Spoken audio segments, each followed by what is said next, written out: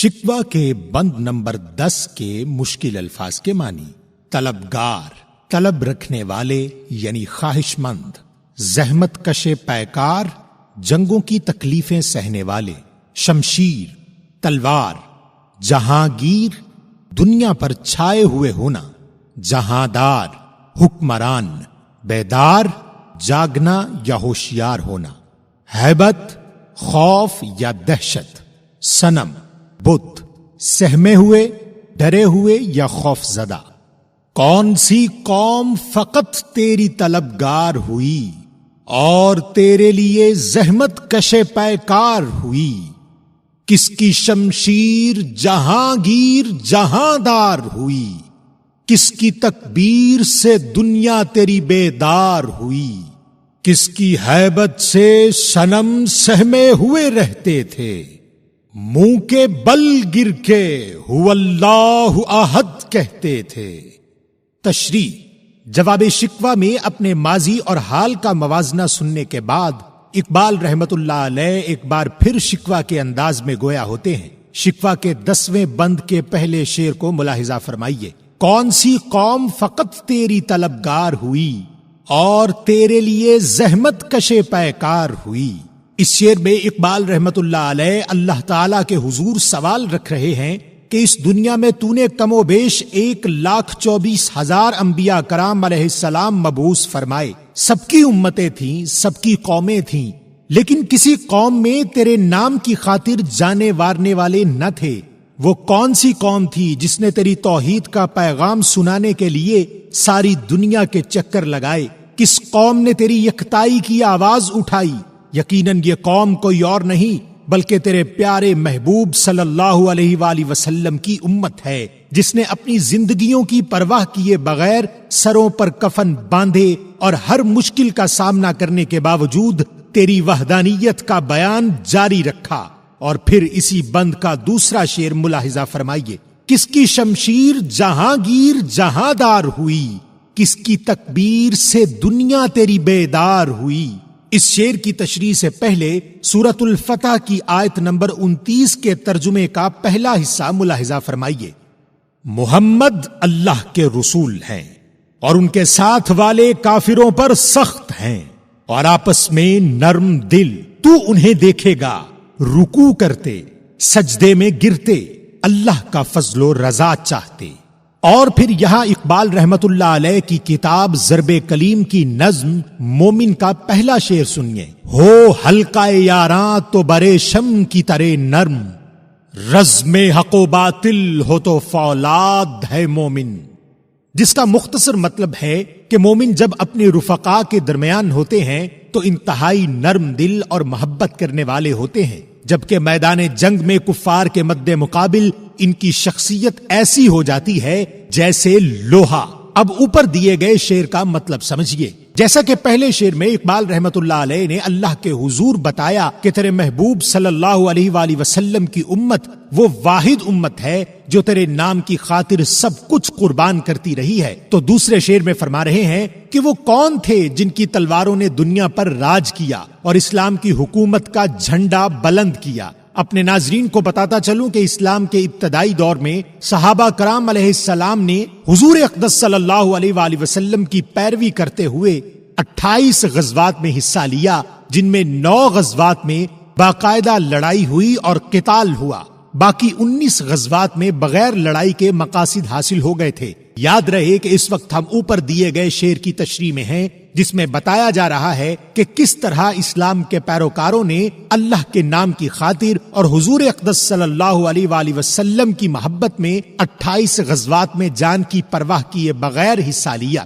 ان 28 غزوات کے علاوہ 57 جنگیں ایسی بھی ہیں جن میں حضور اقدس صلی اللہ علیہ وآلہ وسلم نے خود حصہ نہ لیا، یعنی حضور صلی اللہ علیہ وآلہ وسلم حالات کو دیکھتے ہوئے صحابہ کرام علیہم رضوان کی مختلف ٹولیوں کو مختلف مقامات پر مہم جوئی کے لیے بھیجتے رہے، تاکہ عام عوام کو اس وقت کے ظالم اور جابر حکمرانوں سے نجات دلا کر ایک اللہ کی طرف مائل کر کے عوام کو یہ باور کرائیں کہ وہی خدا ہے جس نے ہم سب کو پیدا کیا، اور اس کے علاوہ دنیا کے لوگوں کو بتائیں کہ ان کے حقوق کیا ہیں۔ یاد رہے کہ اسلام سے پہلے عرب کا زمانہ ایسا جاہلانہ تھا کہ آج کے مسلمان شاید اس کا تصور بھی نہیں کر سکتے۔ اسلام نے جہاں مردوں کو ان کے حقوق بتائے، وہیں عورت کو انتہائی پستی سے اٹھا کر انتہائی بلند اور باوقار مقام سے نواز دیا۔ دین اسلام کی طرف سے دیے گئے حقوق العباد اس بات کا ثبوت ہیں کہ اسلام ہی ایک مکمل اور جامع مذہب ہے۔ اقبال رحمت اللہ علیہ اللہ کے حضور گزارش کر رہے ہیں کہ وہ ہم ہی تھے جن کی تلواریں پوری دنیا میں پھیل گئیں اور پھر ہر طرف اللہ اکبر کی صدائیں گونجنے لگیں، جس سے دنیا کی سوئی ہوئی اقوام جاگنے لگیں اور انہیں سمجھ آنے لگی کہ ان کو پیدا کرنے والی ذات آگ، پانی، سورج، بت کوئی بچڑا یا درخت نہیں بلکہ اللہ ہے۔ اور پھر اسی بند کا تیسرا شعر ملاحظہ فرمائیں، کس کی ہیبت سے صنم سہمے ہوئے رہتے تھے، منہ کے بل گر کے هو اللہ احد کہتے تھے۔ جیسا کہ دوسرے شعر کی تشریح میں واضح بتایا گیا ہے کہ ان 28 غزوات اور 57 جنگی مہم جوئیوں کے بعد ہی اسلام اس قابل ہوا کہ دنیا اسے تسلیم کرنے لگی۔ یہ تمام یعنی 85 جنگی مہمات صرف 8 سال کے عرصہ میں سر انجام پائیں، جس سے پورے عالم میں پھیلے ہوئے زمینی خداؤں پر ایک خوف طاری ہو چکا تھا، کیونکہ حقیقی خدا کے ماننے والے ان زمینی خداؤں کی گردنوں تک پہنچنے والے تھے۔ یاد رہے کہ فتح مکہ کے موقع پر حضور اقدس صلی اللہ علیہ وآلہ وسلم نے مکہ میں موجود 360 بت توڑ ڈالنے کا حکم دیا تھا۔ اس شعر میں اقبال رحمت اللہ علیہ اسی واقعے کی طرف اشارہ کر رہے ہیں جب ہر بت پر چھڑی کے ساتھ وار کیا جاتا تو وہ زمین بوس ہو جاتا۔ امام ابن ابی شیبہ اور جابر بن عبداللہ رضی اللہ تعالی عنہ نے یہ واقعہ بیان کر رکھا ہے، جس میں ان 360 بتوں کو توڑنے کا ذکر ہے۔ چھڑی کے وار کے ساتھ بتوں کو گراتے رہے اور ساتھ سورہ بنی اسرائیل کی آیت نمبر 81 پڑھتے رہے۔ اس آیت کا ترجمہ ملاحظہ فرمائیے، اور فرماؤ کہ حق آیا اور باطل مٹ گیا، بے شک باطل کو مٹنا ہی تھا۔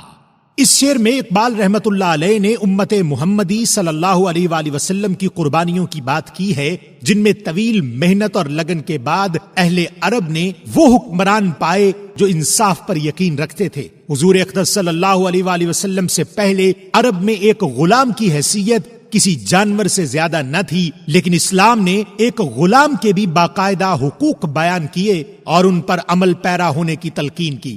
اب ایک بار پھر اس پورے بند کو پڑھیے تاکہ بہتر انداز میں شکوہ سمجھ آ سکے۔ کون سی قوم فقط تیری طلبگار ہوئی اور تیرے لیے زحمت کشے پیکار ہوئی، کس کی شمشیر جہانگیر جہاندار ہوئی، کس کی تکبیر سے دنیا تیری بیدار ہوئی، کس کی ہیبت سے صنم سہمے ہوئے رہتے تھے، منہ کے بل گر کے هو اللہ احد کہتے تھے۔ بند نمبر 15 کے مشکل الفاظ کے معنی، صف آرا، صفیں باندھنا، زحمت روزہ، یہاں روزے کو زحمت ان لوگوں کے لیے کہا گیا ہے جو اس عبادت کو ادا کرنا بہت مشکل سمجھتے ہیں۔ گوارا، راضی ہونا، ماننا یا منظور کرنا۔ امرا، امیر لوگ۔ نشائے دولت، دولت کا خمار۔ ملت بیضا، اس سے مراد روشن دین یعنی دین اسلام۔ غربا، غریب لوگ۔ جا کے ہوتے ہیں مساجد میں صف آرا تو غریب، زحمت روزہ جو کرتے ہیں گوارا تو غریب، نام لیتا ہے اگر کوئی ہمارا تو غریب، پردہ رکھتا ہے اگر کوئی تمہارا تو غریب، امرا نشائے دولت میں ہے غافل ہم سے، زندہ ہے ملت بیضا غربا کے دم سے۔ تشریح، جیسا کہ شکوہ میں اقبال رحمت اللہ علیہ نے امت محمدی صلی اللہ علیہ وآلہ وسلم کی قربانیوں کا تذکرہ کیا، تو دوسری جانب جواب شکوہ کے اس بند میں موجودہ دور کی حقیقت اور قائم رہنے کی وجہ بیان کر دی گئی۔ اس بند کا پہلا شعر ملاحظہ فرمائیے، جا کے ہوتے ہیں مساجد میں صف آرا تو غریب، زحمت روزہ جو کرتے ہیں گوارا تو غریب۔ پہلے شعر میں فرماتے ہیں کہ اے مسلمانوں، اپنی مساجد کی حالت دیکھ لو، ہر گلی اور محلے میں مساجد موجود ہیں، امراء ان مساجد میں چندہ تو دیتے ہیں لیکن اللہ کی بارگاہ میں سجدہ کرنے غریب ہی پہنچتا ہے۔ اقبال رحمت اللہ علیہ نے ان امیروں کے چہروں سے پردہ اٹھایا ہے جو ریاکاری اور دکھاوے کے لیے عید الاضحیٰ پر 20-20 لاکھ کے جانور لے کر غرباء کو شرمندہ تو کر دیتے ہیں لیکن وہ مساجد میں قدم نہیں رکھتے۔ اقبال رحمت اللہ علیہ کا اشارہ ان تاجروں کی طرف بھی ہے جو داڑھی رکھ کر خود کو پرہیزگار تو ظاہر کرتے ہیں لیکن تجارت کے مال میں ملاوٹ سے لے کر حکومت کو ٹیکس دینے تک ہر جگہ خیانت کرتے ہیں۔ اس لیے آپ فرما رہے ہیں کہ جب مسجدوں میں نماز کے لیے صفیں بنائی جاتی ہیں تو دیکھ لیا کیجئے کہ امراء کتنے ہیں اور غرباء کتنے۔ فرماتے ہیں کہ یہی وہ غریب ہیں جو رمضان میں روزے رکھتے ہیں اور وہ فرض جو اللہ نے مسلمانوں پر لاگو کر رکھا ہے اس فرض کو ادا کرتے ہیں۔ یہاں ایک جانب یہ بتایا جا رہا ہے کہ اگر تم امیر ہو تو یاد رکھو روز آخرت تم سے تمہارے مال کے بارے میں پوچھا جائے گا، اور غریب کو تسلی دی جا رہی ہے کہ تم لوگوں کے پاس اتنا مال نہیں جتنی نیکیاں تمہارے حصے میں آئیں گی۔ رمضان کے روزوں میں ہر مسلمان اپنی ذات کا محاسبہ کرتا ہے اور ہر اس کام سے رک جاتا ہے جس سے خدا نے منع فرمایا ہوتا ہے، لیکن ہمارے ہاں صورتحال یہ ہوتی ہے کہ جیسے ہی رمضان المبارک آتا ہے روزے رکھنا تو دور، تقریباً تمام تاجر اور بزنس مین حضرات اپنی اشیاء کی قیمتوں میں اس قدر اضافہ کر دیتے ہیں کہ ہر چیز غریب کی پہنچ سے دور ہو جاتی ہے۔ جب پوچھا جاتا ہے کہ رمضان المبارک کے بابرکت مہینے میں اس قدر منافع خوری کیوں کرتے ہو تو جواب دیتے ہیں کہ سارا سال اسی مہینے کا تو انتظار ہوتا ہے، یہی تو سیزن ہے۔ ایسی صورت میں اقبال رحمت اللہ علیہ کے اشعار 100% صادق آتے ہیں کہ رمضان کا مہینہ آج کے مسلمانوں اور خاص طور پر امیروں پر روزے رکھنے کی حد تک انتہائی بھاری جبکہ ناجائز منافع خوری کے معاملے میں انتہائی خوشگوار ثابت ہوتا ہے۔ اسی بند کا دوسرا شعر پڑھیے۔ نام لیتا ہے اگر کوئی ہمارا تو غریب، پردہ رکھتا ہے اگر کوئی تمہارا تو غریب۔ اس شعر میں اقبال فرماتے ہیں کہ یہ غریب ہی تو ہیں جو خدا کی حمد و ثنا کے لیے وقت نکالتے ہیں، اس کا نام لیتے ہیں، اس کی وحدانیت کا اقرار کرتے ہیں اور صرف اسی سے مدد مانگتے ہیں۔ وہ زمینی خداؤں پر یقین نہیں رکھتے کیونکہ وہ جانتے ہیں کہ روز آخرت وہی تجارت کام آئے گی جو اچھے اعمال کی صورت میں اللہ سے کی جائے گی۔ اور پھر اسی شعر کے دوسرے مصرے میں گویا ہوتے ہیں کہ شاید اس دنیا کا نظام ختم ہو جاتا اگر غریب لوگ نہ ہوتے۔ دیکھا جائے تو آج کے مسلمانوں میں شاید ہی کوئی ایسی برائی نہ ہو جس کے باعث ماضی میں گزر جانے والی امتوں پر عذاب نازل ہوتے رہے ہیں۔ اقبال رحمت اللہ علیہ فرماتے ہیں کہ انہی غریبوں نے اس امت کے عیبوں پر پردہ ڈال رکھا ہے۔ غرباء اور مساکین کی اہمیت اور وقت پر بات کی جائے تو ضروری ہے کہ حضور اقدس صلی اللہ علیہ وآلہ وسلم کا وہ فرمان شامل کیا جائے جو جامع ترمذی کی حدیث نمبر 2352 میں موجود ہے۔ آپ صلی اللہ علیہ وآلہ وسلم نے دعا فرمائی، یا اللہ مجھے مسکینی کی حالت میں زندہ رکھ اور مسکینی کی حالت میں وفات دے، اور قیامت کے روز مسکینوں کے زمرے میں اٹھا۔ ام المومنین حضرت عائشہ رضی اللہ تعالی عنہا نے دریافت کیا، اللہ کے رسول صلی اللہ علیہ وآلہ وسلم ایسا کیوں؟ آپ صلی اللہ علیہ وآلہ وسلم نے فرمایا، اس لیے کہ مساکین جنت میں اغنیاء سے 40 سال پہلے داخل ہوں گے۔ اقبال رحمت اللہ علیہ نے یہ اشعار غرباء کی اہمیت کو مد نظر رکھتے ہوئے لکھے ہیں، اور پھر اسی بند کے تیسرے اور آخری شعر کو ملاحظہ فرمائیے۔ امراء نشائے دولت میں ہے غافل ہم سے، زندہ ہے ملت بیضاء غرباء کے دم سے۔